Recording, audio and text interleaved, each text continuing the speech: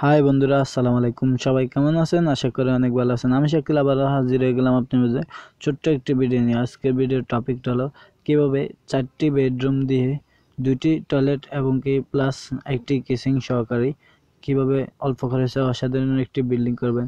আর এই বিল্ডিংটার দৈর্ঘ্য হলো 27 ফিট আর প্রস্থ হলো 32 ফিট। টোটাল এখানে আছে 866 স্কোয়ার ফিট।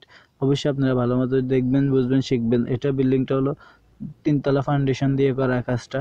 অবশ্যই আপনারা ভিডিওটা না টেনে পুরোটা দেখতে থাকুন, তাহলে আপনারা অনেক কিছু শিখতে পারবেন। আর যারা এখন আমাদের চ্যানেলটি সাবস্ক্রাইব করেন না, অবশ্যই অদমের চ্যানেলটি সাবস্ক্রাইব করবেন। সাবস্ক্রাইব করে সাথে থাকা নোটিফিকেশন বেলটি অন করে দিবেন, যাতে করে পরবর্তী ভিডিও সবার আগে পেতে পারেন।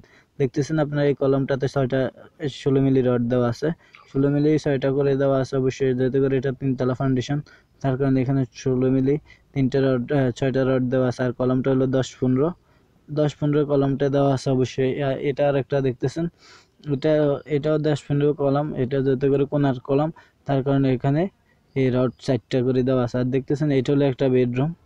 আর এই বিল্ডিংটাতে টোটালি 16টা কলম দিয়ে করতে পারবেন, 12টা কলম দিয়ে করতে পারবেন।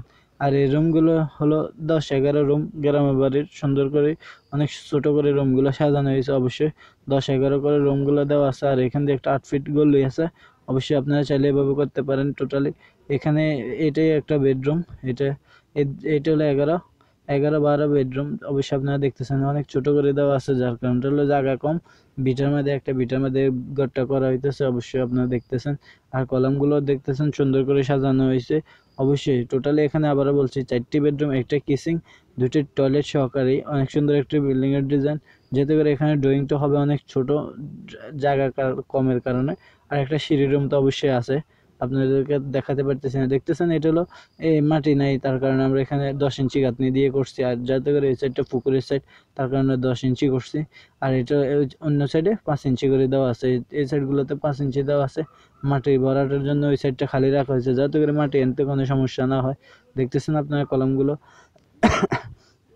কাজটা অনেকদিন বন্ধ আছে ভাই, এভাবে কেউ বন্ধ রাখবেন না, বন্ধ রাখলে আপনাদেরই ক্ষতি।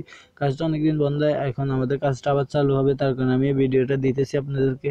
অবশ্যই আপনারা ভালো করে এই শেওলাগুলো পরিষ্কার করে বিমটা ঢালাই দিবেন, যাতে করে কোনো প্রবলেম না হয়। আর আমি বিমের ভিডিওটা অবশ্যই আপনাদের মাঝে শেয়ার করব, আপনারা দেখবেন। টোটালি এখানে 12টা কলম দেওয়া আছে। এরকম বিল্ডিং আমরা অনেক জায়গায় 16টা দিয়ে করে থাকি।